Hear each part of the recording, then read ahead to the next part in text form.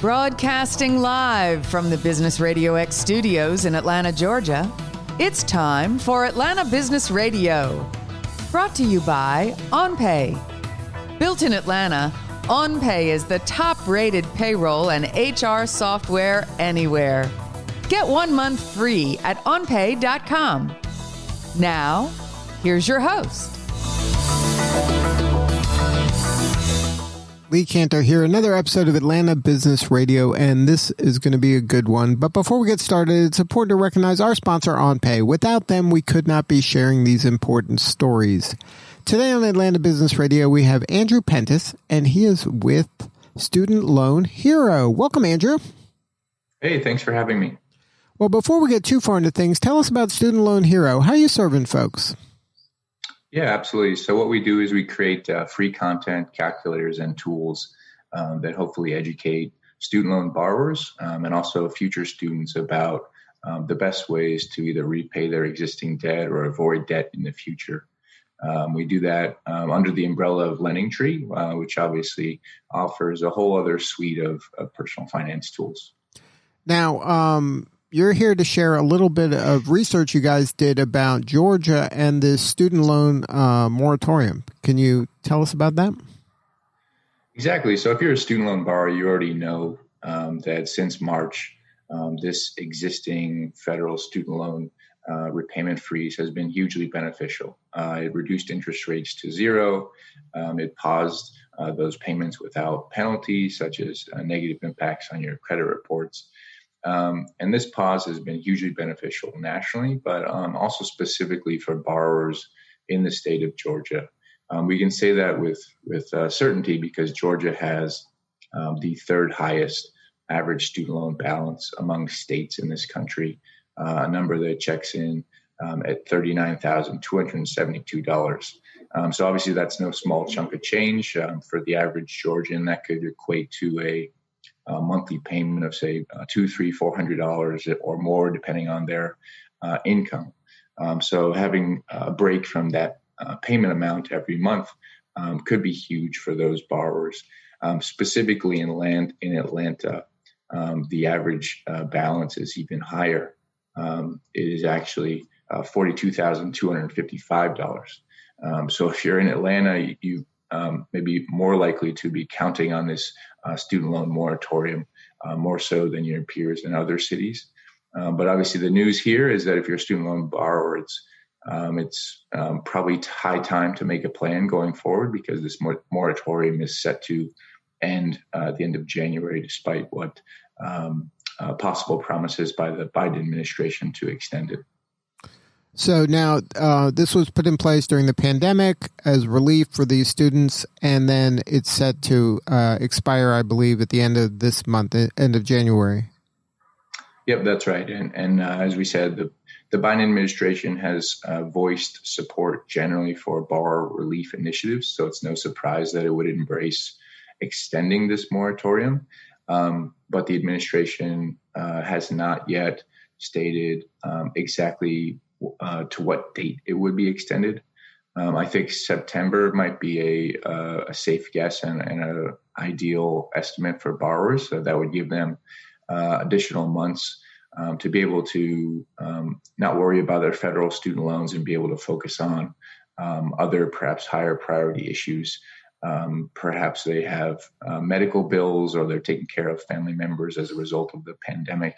And obviously, you know, if you're in Atlanta or if you're in Georgia at large, you have, additional months to be able to catch your breath, at least from a personal financial standpoint. So it would be prudent, though, because knowing that this deadline's approaching and there is nothing in place as of this moment, to make some plans. And then, so how would kind of checking out Student Loan Hero help them navigate this, in February and going forward if, there is some delay for the Biden administration's plans? Yeah, that's a great question. And it's a great point. Absolutely. Now is the time to sort of set a path forward because as we know, with promises that come out of Washington, D.C., they don't always come to fruition, at least in the ways that we think they will.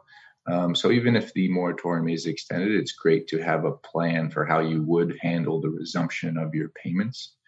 And your best first step is actually probably to contact your federal loan servicer directly. Ensure that your loans have been enjoying this moratorium, they've been eligible for them, and learn about how it's impacted your repayment.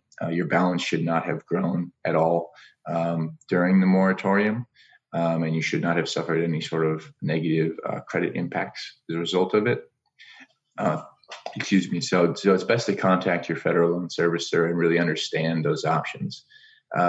If the moratorium is to end, you can ask your federal loan servicer what types of other programs you might become eligible for.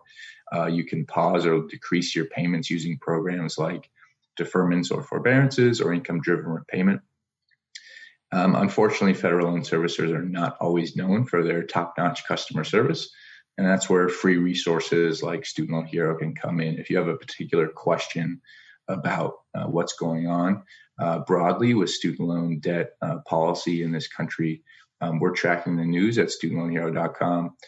If, on the other hand, you want to dive deeper and really set a strategy for your monthly payment amount, or whether you should consolidate or refinance your loans, that's where Student Loan Hero's calculators and tools might come in handy and give you a leg up on being able to either survive your repayment or really optimize it and do better.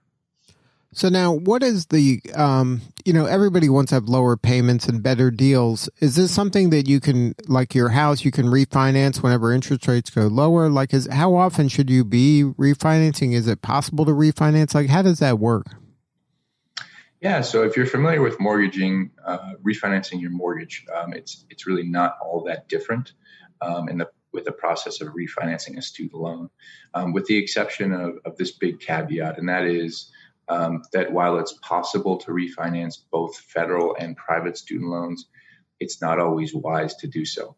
And I can explain why that is. So for federal student loans, it's not always wise to refinance them because federal loans come with certain protections, like those income-driven repayment plans or deferment or forbearance options if you struggle in repayment.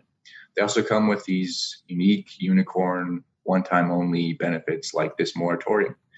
So that if you have a federal loan and you refinanced it, it would become private and you would lose those unique perks. So it doesn't always make sense to refinance federal loans. We at Student Loan Hero, for example, we've been advising our users and readers to hold off on refinancing federal loans and use this moratorium as a way to gather some steam in their repayment and gain some momentum. Obviously, if the moratorium ends, then it could make more sense for federal loan borrowers with higher interest rates to refinance their loans. And again, the goal is to get that lower interest rate or get that lower monthly payment to make it either faster to pay off your debt or more manageable. In terms of private student loans, it's a little bit different. It pretty much always makes sense to shop around and see if you can score a lower interest rate or refinance with a preferred lender.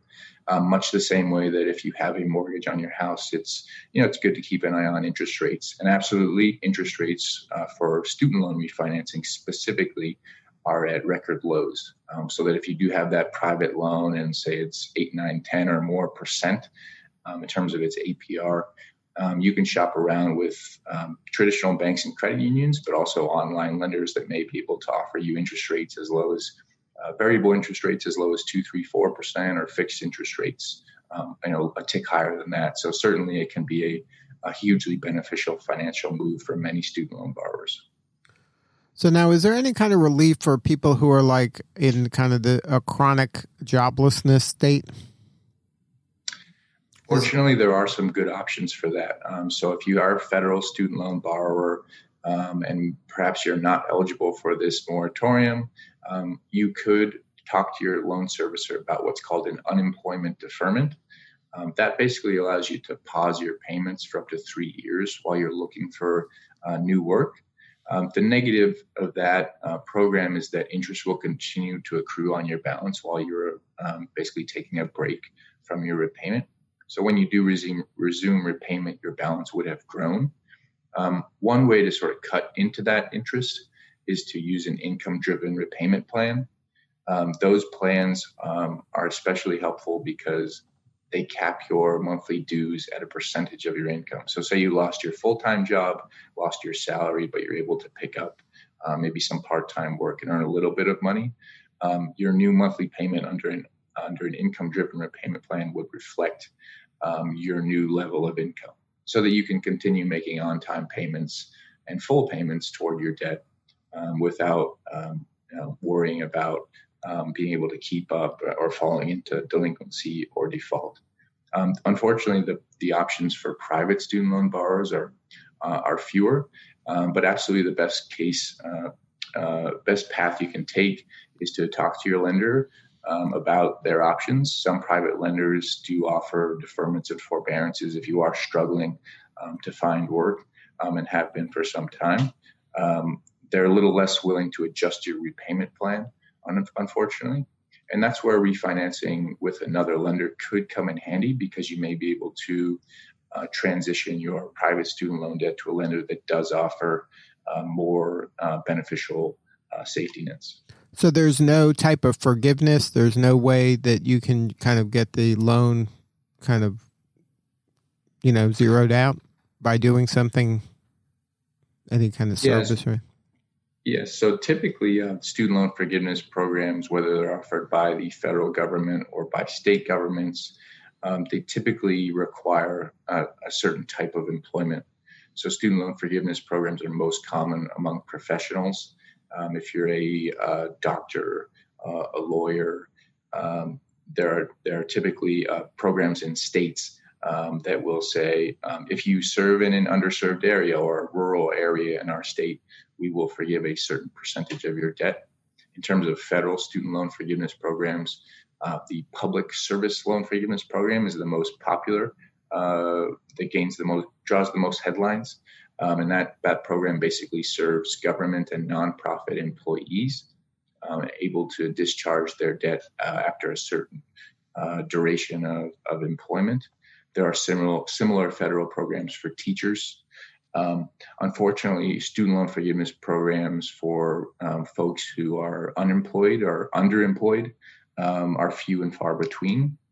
We could see that change. However, if the Biden administration comes through on its at least support for broad student loan forgiveness, the Biden administration, for example, supports the idea of Congress passing into law a $10,000 dose of forgiveness per borrower. That would be life-changing for millions of borrowers, because millions of borrowers in this country have $10,000 or less of debt. So it would extinguish their debt altogether. But short of something like that, unfortunately, programs are few and far between. Now, for folks that are kind of frustrated maybe by their situation with their loan, and it's good to just check out Student Loan Hero just to see what's out there. There might be new information. There might be a better deal out there that you may not be aware of. Absolutely. Particularly if you're a private student loan borrower, Student Loan Hero can be hugely helpful to you. We have a marketplace of refinancing lenders that displays transparently their fixed and variable interest rates. We also talk about requirements of refinancing to make sure that you are a fit, because you do need either a solid credit score or a cosigner who does have a solid credit score. And if you're a federal loan borrower and you're wondering about, what's the next sort of obstacle in your way, or what's the next program coming down the pike that could affect your repayment, we're also tracking that news and writing that content on a daily basis, so that if big news does come out of Washington, you can read about it and contextualize it at studentloanhero.com. A third, another really good reason to visit Student Loan Hero is if you just want to do some math on your student loan, and whether that's to set a goal to an end date on your debt when you hope to be done with it, or if you want to calculate the interest you pay on your loans, or if you want to calculate your benefit from student loan refinancing, how much money you could save by refinancing. Those are all things that our calculators and tools allow you to figure out without doing the heavy lifting yourself. Now, before we wrap, do you have any advice or tips for that person with student loan debt that may help them repay it faster or to lower their payments? Absolutely. So I would divide the advice into sort of two buckets. If you're a borrower out there who's been struggling a little bit, or at least been concerned about your ability to afford your repayment, the best thing you can do is to confirm your eligibility for the moratorium. Hopefully you are eligible and have been able to take this break from your repayment. If not, investigate ways that you can pause or decrease your payments. Whether you have federal or private loans, there are options out there in the form of altering your repayment plan or enrolling in a deferment or forbearance. And those are all things that you can do free of charge on your own without having to pay some scam company that's promising that service in exchange for a fee. The other bucket is borrowers who maybe have been able or fortunate enough to do okay during the pandemic in terms of their student loan debt, been able to keep making payments, are confident about their ability to end their debt on time or ahead of schedule. For those borrowers, really investigate the content we have at studentloanhero.com. We have a lot of advice about how enrolling in auto payment or making extra payments or finding a side hustle to increase your income. Those and other strategies about how to end your debt as fast as possible if that is your goal and the right thing to do in your case. So if somebody wanted to learn more, what's the website? Yep. You can visit us just at studentloanhero.com. If you want to check out our blog specifically, just studentloanhero.com/blog. And then we also have a menu there at the top where you can click off to calculators and quizzes, or visit our student loan marketplace if you're interested in checking out the latest interest rates on either student loan refinancing or in-school loans. All right. Well, thank you so much for sharing your story today. Thanks so much for having me. All right, this is Lee Cantor. We will see you all next time on Atlanta Business Radio. And remember, this work would not be possible without the support of our sponsor, OnPay. Please support them so we can continue to share these important stories. Today's episode of Atlanta Business Radio is brought to you by OnPay. Built in Atlanta, OnPay is the top-rated payroll and HR software anywhere. Get 1 month free at onpay.com.